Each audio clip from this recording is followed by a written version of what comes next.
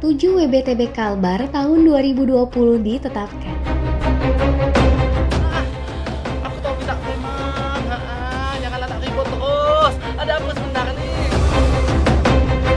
Ini minyak apa pakainya loh? Sabar, jangan dulu.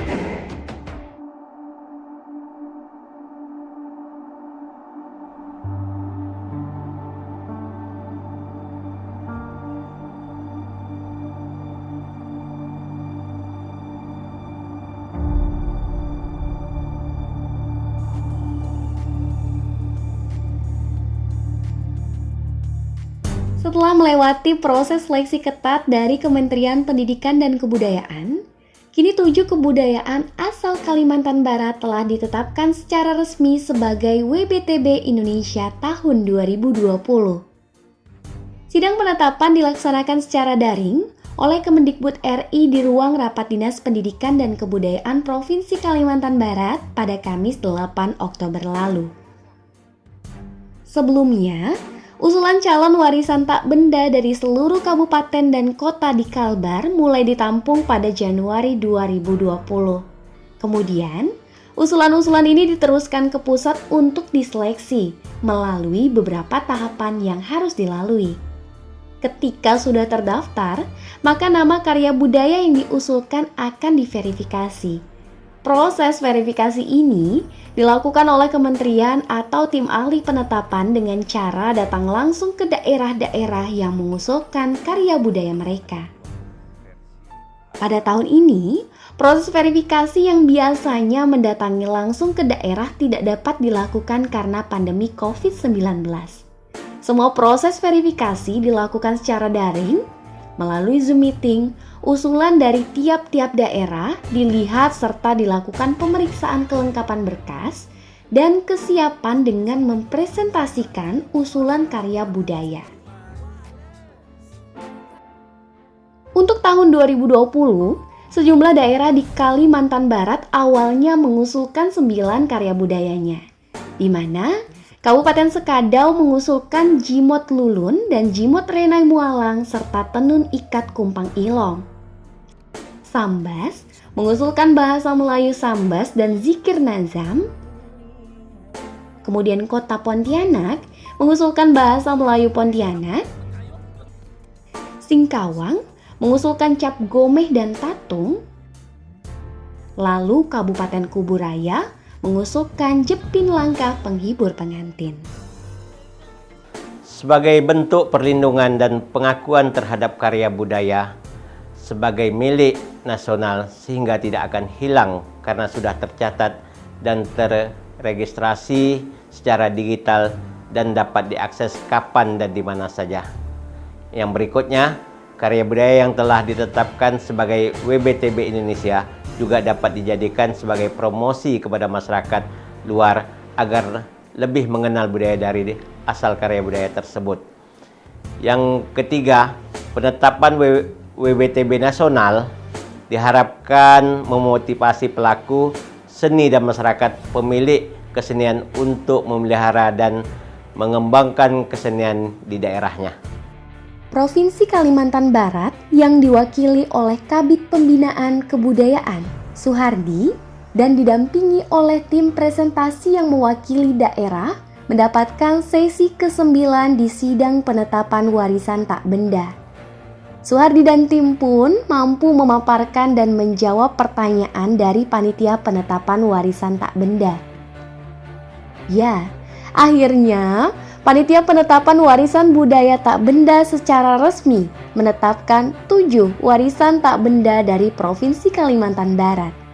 Ketujuh karya budaya yang ditetapkan dari Kalbar yaitu Bahasa Melayu Pontianak, Bahasa Melayu Sambas, Zikir Nazam dari Kabupaten Sambas, Jimot Lulun dan Jimot Renai Mualang dari Kabupaten Sekadau, Tenun Ikat Kumpang Ilong dari Kabupaten Sekadau, Jepin Langka Penghibur Pengantin dari Kabupaten Kuburaya, serta Cap Gomeh dan Tatung Singkawang.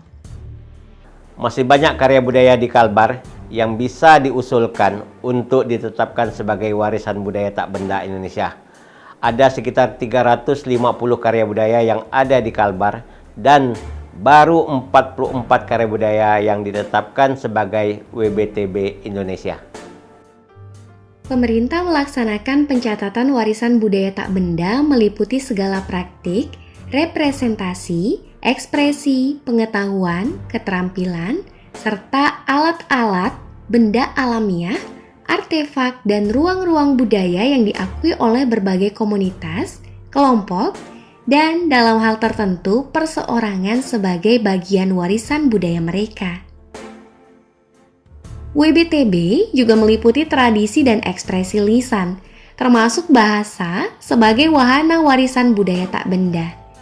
Selain itu, seni pertunjukan, adat istiadat masyarakat, ritus dan perayaan-perayaan, pengetahuan dan kebiasaan perilaku mengenai alam dan semesta, serta kemahiran kerajinan tradisional.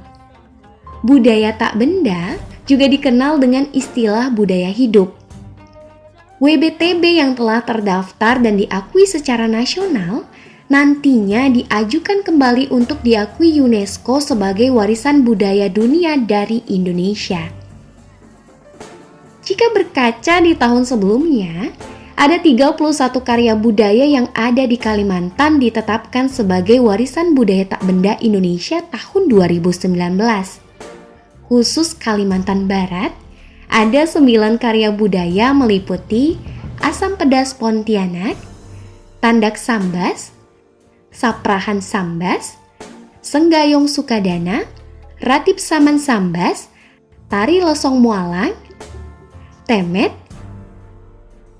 Pengerih, dan Kawen Adat Semangat Dayak Tamambaloh. Ada beberapa faktor bila pencatatan WBTB belum berhasil dilakukan secara menyeluruh dan berkesinambungan. Antara lain, karena belum optimalnya kerjasama dengan unsur komunitas, kelompok sosial dan perseorangan. Belum tersebar luasnya pedoman dan petunjuk praktis pencatatan warisan budaya tak benda, juga banyaknya unsur budaya yang disakralkan oleh pendukungnya. Warisan budaya yang berupa upacara adat, kecenderungannya juga sulit didokumentasikan secara utuh. Hal ini karena terkait dengan periode waktu tertentu sesuai dengan penyelenggaraan upacara yang tidak bisa dilakukan setiap saat. Pendekatan lebih intensif pada masyarakat, khususnya masyarakat tempat karya budaya tersebut berada, juga diperlukan guna mendapatkan informasi yang lebih mendalam tentang karya budaya yang dicatat. Hal ini perlu dilakukan untuk menyiasati keterbatasan informasi yang diberikan oleh maestro karya budaya yang bersangkutan. Ada beberapa daerah yang antusias setiap tahun mengusulkan karya budayanya untuk ditetapkan sebagai WBTB Indonesia. Tapi ada juga daerah yang kurang antusias untuk mengusulkan karya budayanya. Kendala yang dihadapi pada saat ini, pemerintah daerah masih setengah hati dalam memberikan dukungan budaya tradisional. Pada umumnya, anggaran untuk bidang kebudayaan, khususnya untuk melestarikan budaya tradisional di daerah sangat-sangat kecil. Bahkan untuk pengusulan WWTB, banyak daerah yang tidak ada anggarannya. Perlu diketahui, syarat untuk mengusulkan WWTB ini harus ada foto, video, dan kajian ilmiah. Untuk mendapatkan dukungan hal tersebut diperlukan biaya-biaya yang sangat-sangat besar. Kami harapkan pemerintah dapat memfasilitasi kegiatan tersebut. Sebenarnya, Kegiatan pencatatan warisan budaya bangsa telah dimulai sejak zaman kerajaan-kerajaan dan masa kolonial. Bahkan, pencatatan ini dilanjutkan setelah Indonesia merdeka pada 17 Agustus 1945 oleh berbagai pemangku kepentingan, baik dari kalangan pemerintah, LSM, perguruan tinggi, dan perseorangan. Sebab banyak manfaat yang didapat dari pencatatan warisan budaya tak benda. Manfaat pencatatan diantaranya, pemerintah mempunyai data karya budaya Indonesia yang diperbaharui secara berkala, sehingga memudahkan penyusunan rencana, laporan perkembangan, dan pengambilan kebijakan perlindungan WBTB. Sedangkan, dari sisi akademisi bisa menjadi sumber penelitian, pengembangan ilmu pengetahuan, dan bahan perkuliahan di perguruan tinggi. Sementara, bagi dunia usaha dan masyarakat umum diantaranya membuka usaha produk kreatif, pengembangan karya budaya sebagai produk kreatif yang memiliki daya saing global, memasarkan produk kreatif yang khas Indonesia, juga mengenal keanekaragaman budaya yang ada di Indonesia, menciptakan kreativitas budaya yang khas dan berdaya saing global, serta meningkatkan taraf kehidupan masyarakat. Kedepannya, kabupaten kota dapat mengembangkan karya budaya yang sudah ditetapkan sebagai WBTB Indonesia.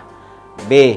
Diharapkan pelaku seni dan masyarakat, pemilik karya budaya dapat termotivasi untuk melestarikan karya budayanya dan tetap berkarya, sehingga budaya tradisi akan tetap eksis meskipun banyak budaya-budaya di luar. Yang C, kalau budaya lokal ini dikelola dengan baik, tidak menutup kemungkinan akan mendorong orang untuk datang ke Kalimantan Barat. Hal ini tentunya akan mempunyai multiplier efek dan mendatangkan devisa, akan mendatangkan pendapatan daerah Kalbar tersendiri. Keanekaragaman budaya memerlukan manajemen tata kelola yang baik. Jika keanekaragaman itu tidak dikelola dengan baik, maka akan semakin banyak kekayaan budaya negeri ini yang terbengkalai, terlupakan, atau diklaim oleh pihak lain. Karena itu, agar proses pencatatan WBTB dapat berjalan dengan efektif dan efisien, maka perlu kerjasama yang intensif antara para pemangku kepentingan yang meliputi unsur pemerintah, peneliti atau pendidik, dunia usaha, dan juga masyarakat. Sebab, upaya perlindungan warisan budaya tak benda dan keanekaragaman ekspresi budaya Indonesia wajib untuk dilakukan.